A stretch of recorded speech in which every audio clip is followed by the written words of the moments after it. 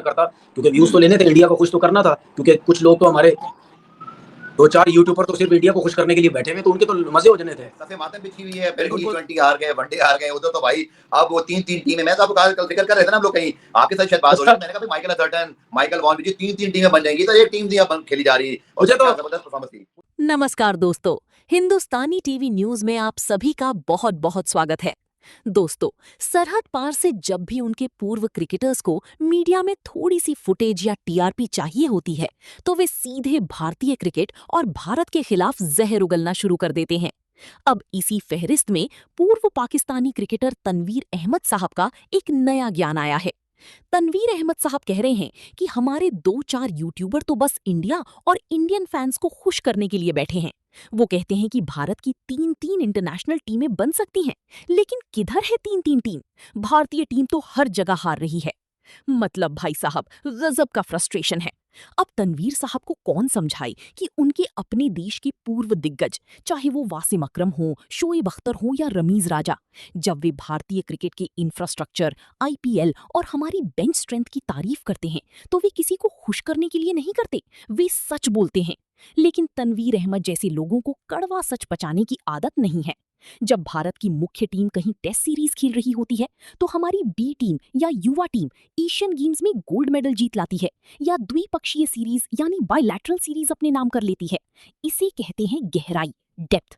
लेकिन जिनके पास अपने 11 खिलाड़ी ठीक से चुनने का ऑप्शन ना हो, उन्हें 3-3 टीमों का कॉन्सेप्ट समझ में कैसे आएगा? देखिए, बाबर आजम की जो बात आपने की है, मेरे ख्याल में मैं पहले से ही कह चुका था कि बाबर आजम जो है वो उसको कप्तान बनाया जाए, जिसकी वजह से वो फिर हो सकता है वो रन्स करे, वो रिस्पॉन्सिबिलिटी ले।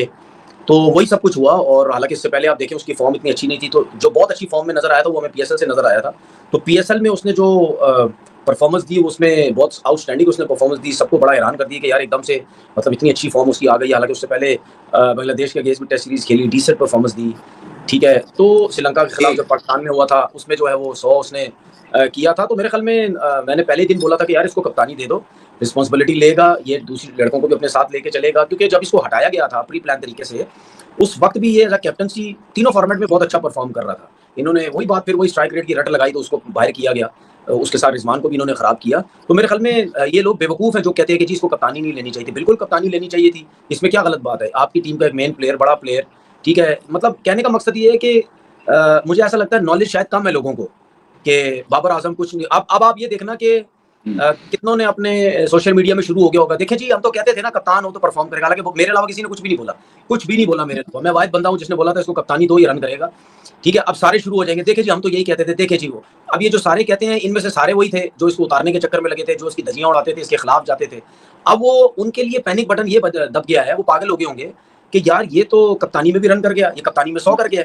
अब पता चले ये जब टेस्ट मैच स्टार्ट हो वहां भी कुछ ना कुछ करे। मैं ये नहीं कहता कि 100 कर जाए, शायद वहां पे विकेट डिफरेंट हो, घास वाली पिचेस वहां थोड़ा मुश्किल भी हो सकता है, लेकिन बात सीधी सीधी ये है कि प्रॉब्लम ये है कि उसने एक परेशान कर दिया सबको, और उसकी वजह से आप देखें कप्तान अगर अच्छा हो, परफॉर्म करो, उसकी वजह से प्लेस भी करते हैं। अजान अवेश ने बहुत जबरदस्त 100 किया, फिर शान मसूद ने 70 किया, ठीक है, फिर फजल ने जो है 50 किया, फिर रिजवान ने भी 44 रन कुछ इनिंग खेली, फिर सलमान ने भी इस तरह खेली।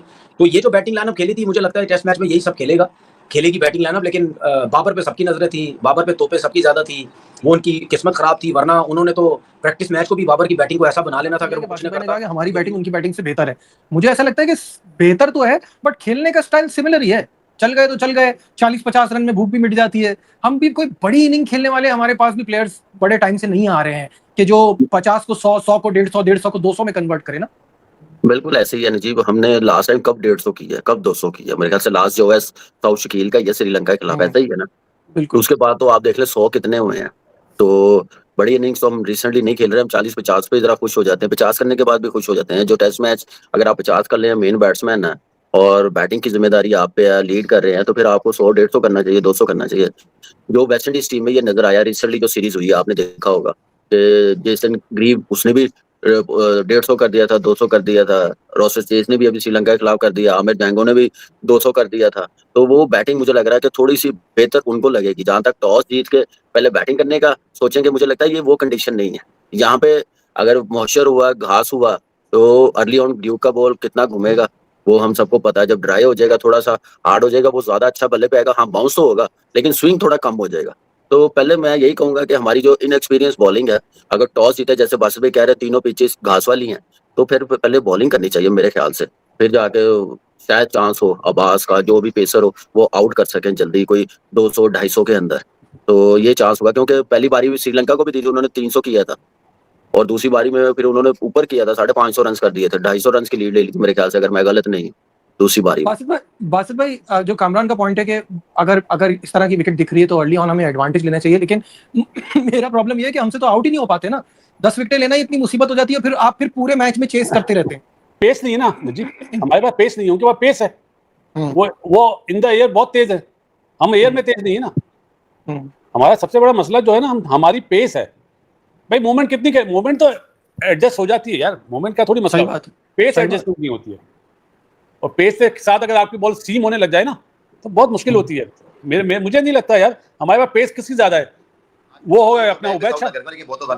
नहीं, ये तो कल परसों तो उधर ग्लेन मैकग्राथ के साथ और फ्लेमिंग जो फास्ट बॉलर इनके साथ वो बैठे हुए थे पॉडकास्ट में, वहां तो इन्होंने पता नहीं मोपेट का कोई वर्ड यूज किया या क्या यूज किया, उसके उर्दू के मसले लैंग्वेज यही होती है, बेवकूफ तो अहमक तो फलाना, इस किस्म की उसने जो है वो वर्ड यूज किया। तो उसने क्लियर बोला, उसने बोला ये मैं बिल्कुल इस प्लानिंग में नहीं था, ये जो पिचेस बनवा रहा था अपनी मर्जी से टीम चेंज करना ही कर रहा था, मेरे से पूछा गया, मैंने साफ मना कर दिया कि भाई ये कोई स्पिन पिचेस नहीं होंगी, कुछ भी नहीं होगी, लेकिन वो अपनी चलाता रहा, अपनी करता रहा, हमसे पूछे बगैर सारी चीजें चलती रही। उसने तो सारी जो बात है वो आके जमीन पर डाली है, उनको ही पाकिस्तान की फिक्र पड़ी रहती है, रहते बाहर है लेकिन नेशनलिटियां लेके पाकिस्तान की फिक्र पड़ी रहती है, हमें नहीं लेते, वही फिर नजर आएंगे हमें।